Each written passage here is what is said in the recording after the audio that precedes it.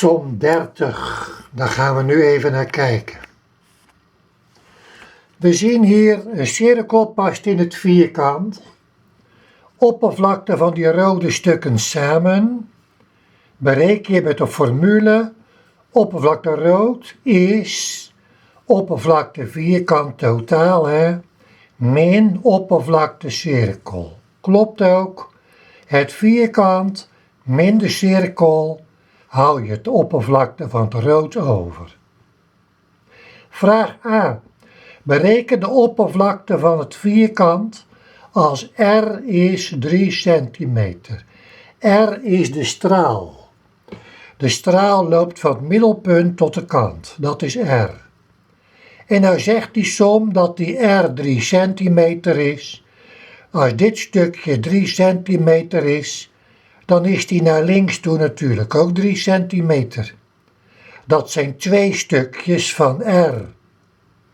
En dat zie je hier ook staan. 2r. Kijk, die 2r is duidelijk.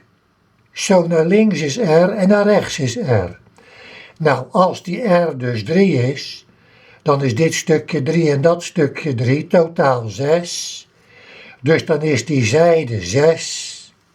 En dan, omdat het een vierkant is die andere verticale zijde ook 6.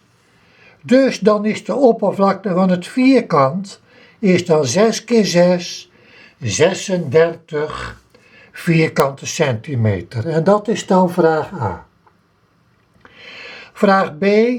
Bereken de oppervlakte van de cirkel als r 3 centimeter is. Gebruik de formule oppervlakte cirkel is pi keer straal kwadraat. Nou, als die r 3 centimeter is en ik moet de oppervlakte van die cirkel berekenen met straal is 3, dan typ ik dus op mijn rekenmachientje in pi en die pi die staat hier zo, dat is de pi,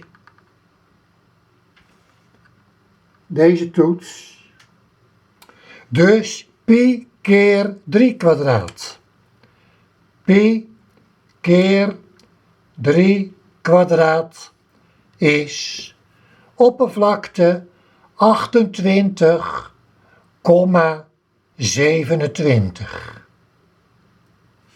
Dus dat is dan bij vraag B. Pi keer 3 kwadraat is 28,27.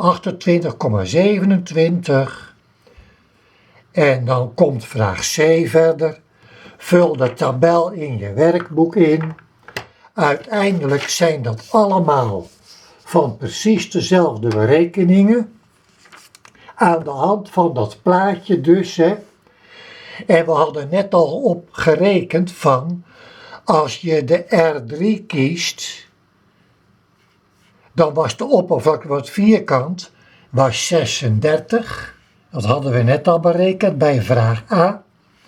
En de oppervlakte van de cirkel hadden we net berekend 28,27. Nou afgerond op 1 decimaal 28,3.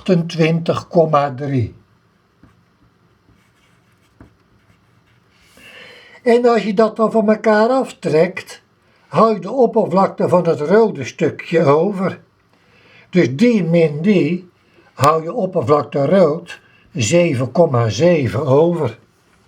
Nou, nog een voorbeeldje van het tabelletje van als de straal 4 is dan.